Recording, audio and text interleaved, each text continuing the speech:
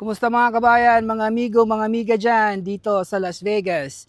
Nandito tayo sa Southwest Las Vegas sa Pulte Homes dito sa Quinn Canyon made by Pulte Homes. Titingnan natin tong model na Pinion sa loob. Okay? Huwag kayong aalis. Titingnan natin. Ay, kumusta mga kabayan, mga amigo at saka amiga.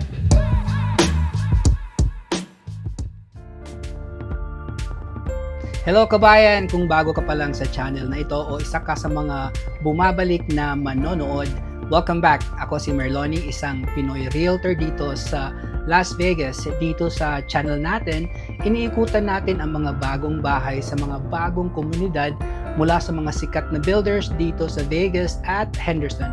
Kung balak mong lumipat, magbenta o mag-invest sa bahay dito sa Las Vegas, panoorin mo ang mga videos ko and I hope makakatulong ito sa iyo. At kung gusto mong updated sa mga bagong tours at tips, huwag kalimutang mag-subscribe. Tara, samahan mo ako sa tour natin ngayon.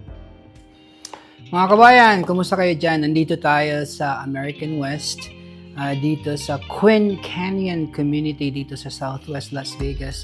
Nandito na tayo sa Southern Highlands, yung tinatawag natin dito na lugar. Nandito tayo sa Quinn Canyon Community, tapos may apat sila na model dito. Yung first model is yung Juniper model. Two-story siya, 2,325 square feet yung living space, 4 to 5 bedrooms, 2.5 bath, tapos 2-car garage. It starts at $547,990. Yung pangalawang model naman yung Pinion. 3-story siya, 2,690 square feet yung living space, 4 to 5 bedrooms, 2 to 3 bath, tapos 2-car garage.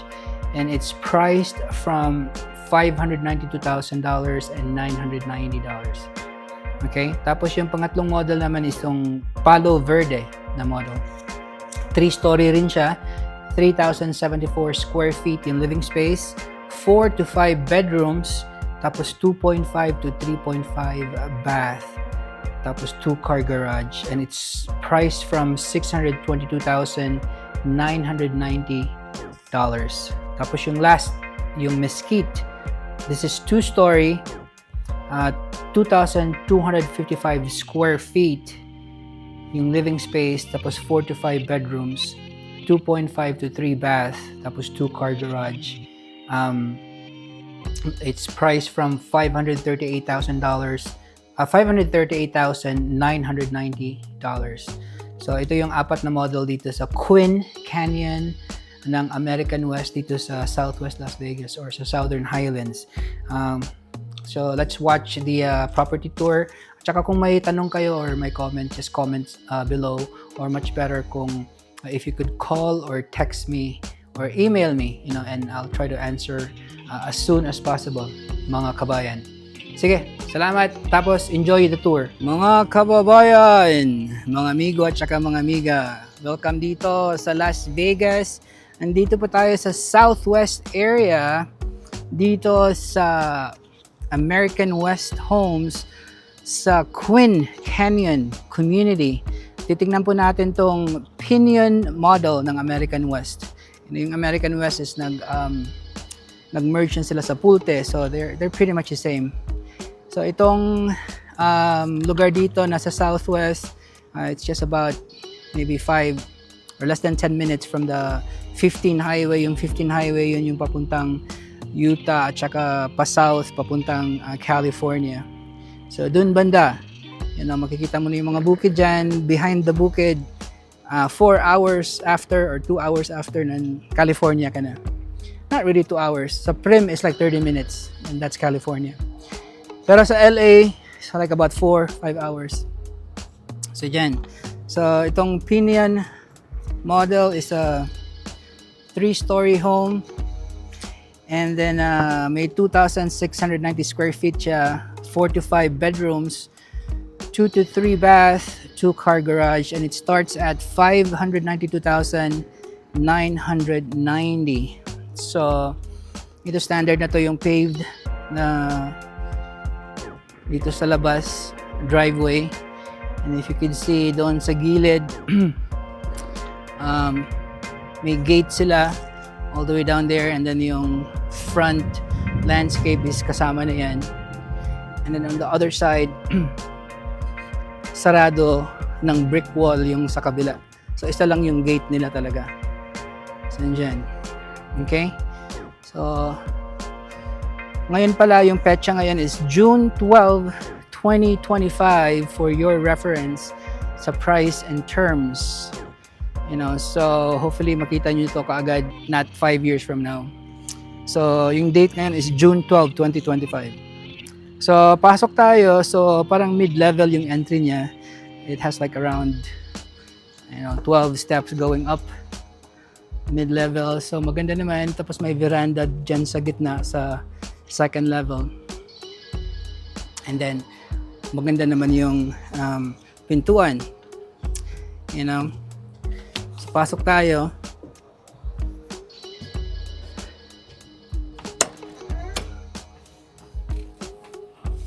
So pasok natin. So may pataas. Tsaka may isa pang pataas dyan. Tapos may pababa dito. So dito muna tayo sa baba. Okay? And again, ang itong pinion is 2,690 square feet. So yung flooring nila, I think this is wood or vinyl. Tapos yung stairs are like carpet. So baba tayo. So immediately dito sa left side, yung storage, parang sa jacket, closet. You could put whatever you want dyan. Tapos next dyan, yung laundry is in the first floor. Okay? Tapos yun yung sa garahe, which I think it's closed. Tapos yan sa harap yung cable system management. Yung mga modem, yung mga router or whatever sa TV or something. Wala namang mga cable na ngayon or direct TV. Mostly cox. Tapos ito yung laundry. May konting counter dyan. And additional cabinets for storage. Tapos, diretso tayo dito. Medyo malawak yung hallway. It's pretty nice. Tapos parang may konting living room dito sa baba. You could do whatever you want. May isang kaibigan ko, ginawa niya yung parang stage kasi nasa banda siya. Tapos ito, may additional, I think it's like a marble countertop dito. Tapos may storage pa dyan. And then, may room sa baba, sa first floor. Okay? So, carpeted yung room dito. May malaking bintana dyan. And then dito, bed. I think it's like a king-size bed. Tapos malaking bintana facing the backyard. So maganda yung backyard mo para palaging bukas to. Okay? And then, sa kabila, may hallway papuntang bathroom. Full bath. So yung full bath dyan, pagpasok mo, double sink kaagad, storage sa baba, and then malapad na salamin or window. And then the opposite side, yung toilet is right here. Okay. Tapos dyan, the next side is yung closet, walk-in closet. Pretty good size closet.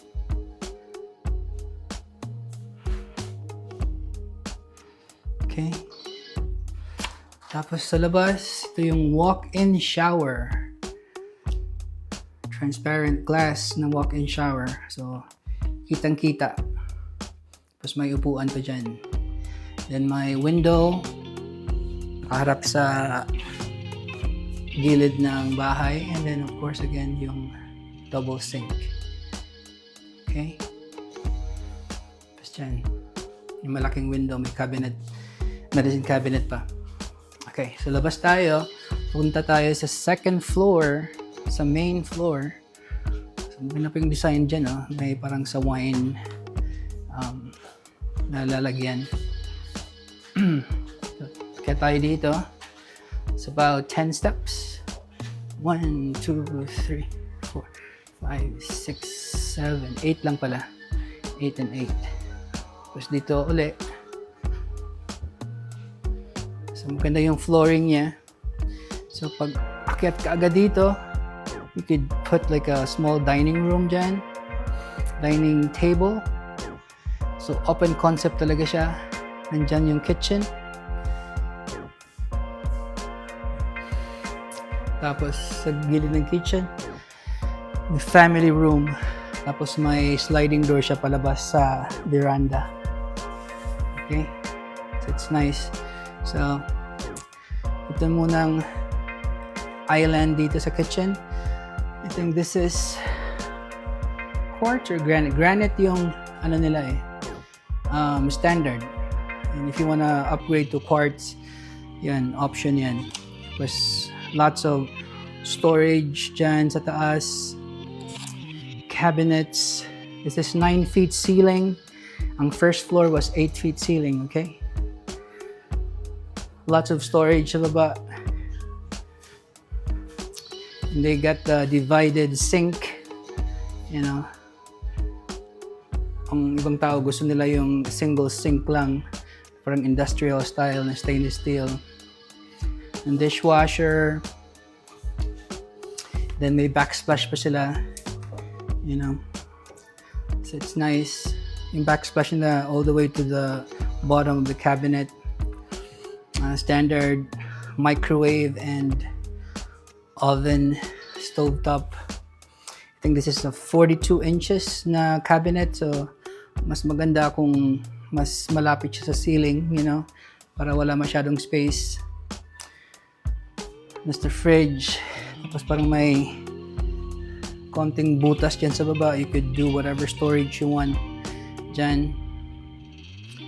Okay, and again, dyan yung parang konting dining table if you want. Tapos ito yung family room. Maganda pa kapag design. May customized electric fireplace sila dyan. Tapos sliding door, 6x8. Sliding door, papunta sa veranda. Nakaharap sa kalye, sa street. It's pretty nice. So dyan, dito naman sa likod, if you go further down, para siyang may maliit na office dito. You know. So I think this one, pwede siyang maging room or something dito sa baba. So maganda rin siya na feature. And then dito naman sa gitna, pagpasok natin dito, may mga storage dito. Okay. So parang ito na yung parang pantry niya sa kusina. Okay? Kasi walang pantry doon na nakalagay sa kusina. So parang small pantry sa gilid. Tapos dito, ito yung full bath sa second floor. Okay? Full bath. So dito kaagad may toilet, kubierto, tapos double sink with a storage sa baba, extra wide, wall to wall, mirror or salamin, malapad talaga, big windows facing the side of the house, tapos combo tub with a shower dito. Okay? Sa second floor yan. This is a 3-story na bahay. So paglabas mo, dito sa full bath, you go straight. May storage dito.